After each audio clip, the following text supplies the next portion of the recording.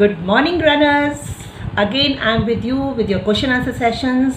So today I'm going to discuss three questions. So the first one is how to choose a coach, and the second one is related to the same, how to breathe during running, say long distance running, marathon.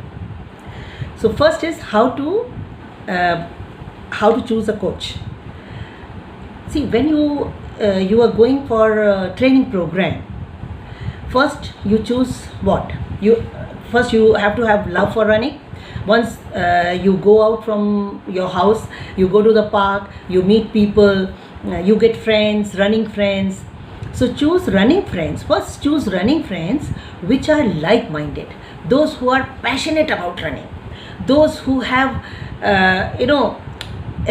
those who are ready to do training every day, not the one time type आज आ गए फिर पूरे हफ्ते नहीं किया, मैं तो Sunday के संडे करता हूँ. No, if you are interested in running, if you are interested in competing, if you are interested in running marathon, then you should choose your running group which is ready to do workout minimum 3 times, ideally 5 times, and the best is 7 times a week. And once you have a nice group, then always be with the runners in your group who are little better than you. बड़ा फ़ायदा होता है उसमें.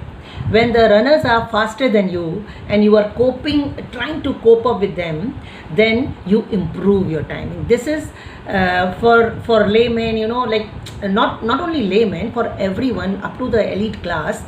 If you are practicing with better runners, you improve because of their pace. You try to cope up and obviously you will improve. So first thing is this. Now suppose you are a beginner.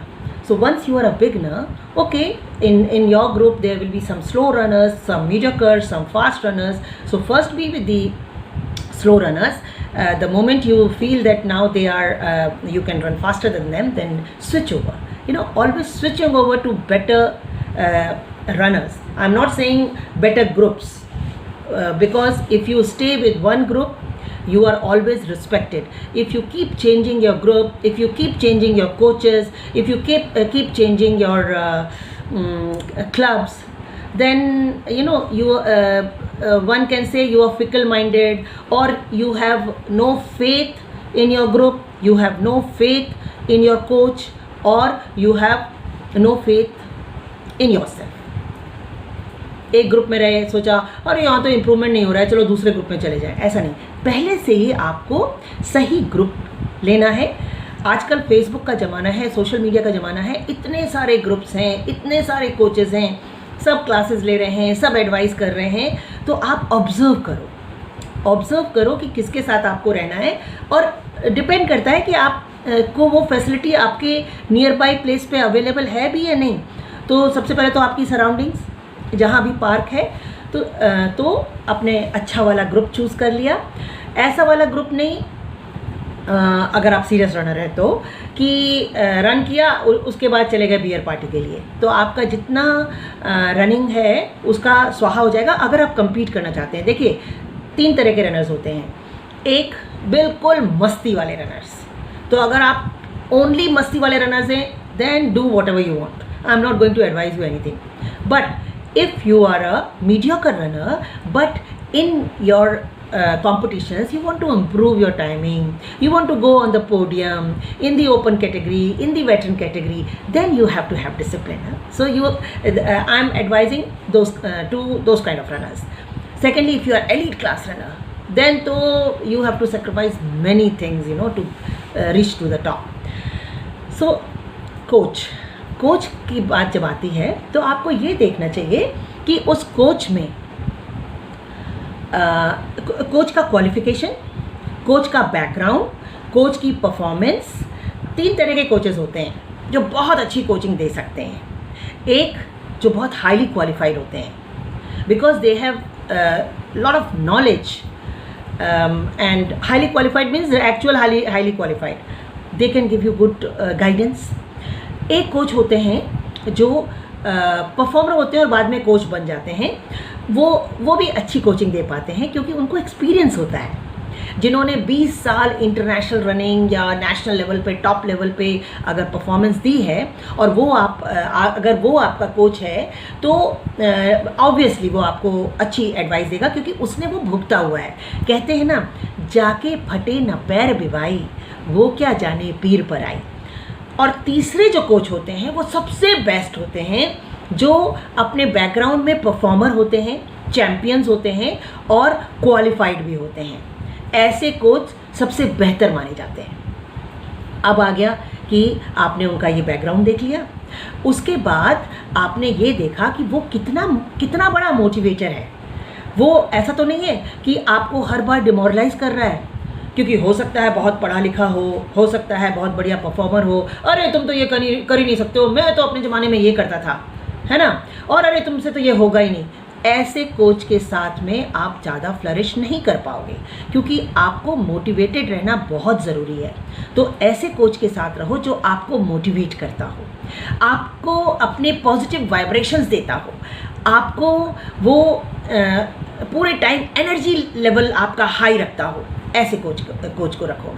और उसके बाद ये देखो कि उस coach के background में कितने उसने एथलीट्स या कितने रनर्स को कोच किया और वो कुछ इम्प्रूव कर पाए, वो कुछ बेहतर कर पाए, उनका लाइफस्टाइल बेहतर हो पाया, उसको डाइट एंड न्यूट्रिशन का नॉलेज है, उसको फिटनेस की पूरी नॉलेज है।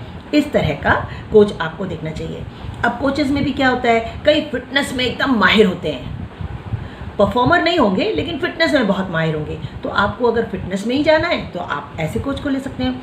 आपको मैराथन में परफॉर्मेंस दिखानी है तो फिर आपको कोच भी वैसा ही लेना होगा ना। ऐसा कोच जिसने ना तो कोई पढ़ाई करी, ना उसका मैराथन में कोई परफॉर्मेंस है, वो आपको ज़्यादा अच्छी नॉलेज नहीं दे पाएगा। क्योंकि जो किताबी ज्ञान होता है, सिर्फ किताबी ज्ञान या गूगल से पढ़ने से कोचिंग नहीं आती है। तो आपको ये देखना होगा कि आप किस तरह के कोच के साथ ट्रेनिंग ले रहे हैं। ये मैं क्यों कह रही हूँ, अभी कल की बात है, मैंने अपने ये आपका तीसरे क्वेश्चन का है, how to breathe while running.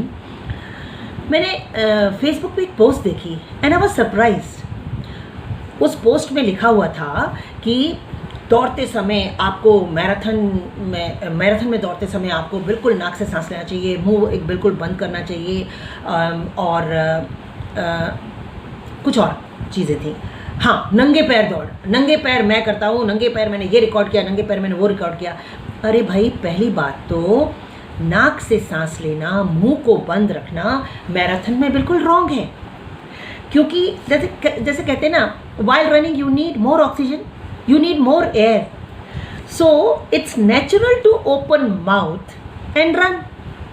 भाई, जब आप तेज़ दौड़ेंगे तो मुंह तो खुल ही जाएगा। अगर आपने मुंह बंद किया तो क्या होगा, you restrict your air passage, क्योंकि नाक से भी सांस जा रही है, मुंह से भी हवा जा रही है अंदर, और आपने उस पैसेज को ब्लॉक कर दिया। आपने उस पैसेज को ब्लॉक किया तो क्या हुआ कि आपकी जो मसल्स हैं, they will start anaerobic activity, anaerobic respiration, और रेस्पिरेशन विदाउट ऑक्सीजन। उसमें क्या होगा, उससे आपका लैक्टिक एसिड एक्युमुलेट हो जाएगा, यानी कि फटीग लेवल ज़्यादा हो जाएगा। आपने कभी स्प्रिंटर्स को, इंटरनेशनल लेवल के स्प्रिंटर्स को फिनिश करते हुए देखा है? उस समय क्या होता है, उनका मुंह एकदम ऐसे खुल जाता है। कोई भी अच्छा खिलाड़ी जब फिनिश कर रहा होता है मैराथन या 10K, 5K या 100 मीटर्स, कोई भी ट्रैक इवेंट, तो वो मुंह से भी बहुत ज़ोर से एक्सेल करता है, क्योंकि अपनी कार्बन डाइऑक्साइड को पूरी तरह से निकालनी होती है, तो उसका मुंह वो खोल देता है। तो हम जो मैराथन रनर्स हैं, जिनको 10K में से 30 मिनट्स टू 50 मिनट्स, जो भी आपकी फिटनेस है उतना दौड़ना है। हाफ मैराथन में आपको 1 आवर 10 मिनट से लेके 2 आवर्स तक दौड़ना है। फुल मैराथन में अगर अच्छे रनर हैं आप, तो आप 2.5 घंटे से लेके आपको 4-5 घंटे तक दौड़ना है। तो आप अगर मुंह बंद करके दौड़ेंगे तो आप हाराकारी कर रहे हैं अपनी बॉडी के साथ। इतना लैक्टेट बिल्डअप हो जाएगा, उससे क्रैम्प्स आ जाएंगे। तो कृपया करके जब भी आप दौड़ें तो नाक और मुंह दोनों खुला रखें। बल्कि अगर आप स्पीड से दौड़ रहे हैं तो अगर आप ब्रेथलेस हो रहे हैं तो उस समय 5 या 7 बार अपनी डीप ब्रीद आउट करें, हाथ को नीचे ढीला छोड़ दें। ऐसे करके जब आप कार्बन डाइऑक्साइड को बाहर निकालेंगे तो आपको रिलैक्स फील होगा, और उसके बाद अपनी नॉर्मल ब्रीदिंग शुरू कर दें।